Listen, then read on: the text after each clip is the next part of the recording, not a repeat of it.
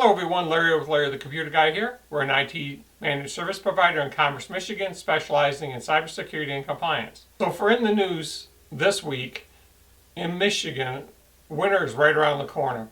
So it's time to check out the following things on your car while it's still warm to prepare for the winter. Check your coolant and antifreeze. Coolant should be flushed and refilled every 2 years in most vehicles. Check your owner's manual to see if your driving habits are considered severe, and if so, have the oil changed accordingly, usually every 3,000 miles.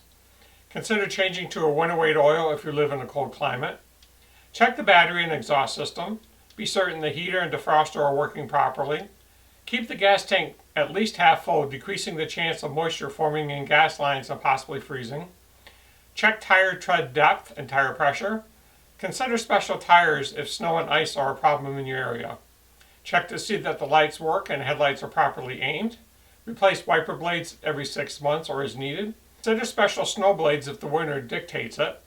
Be prepared for an emergency with the following items in your car: ice scraper, windshield deicer, flashlight, whisk broom, blanket, extra clothes, candles, matches, bottled water, snacks, unnecessary medications, and the first aid kit.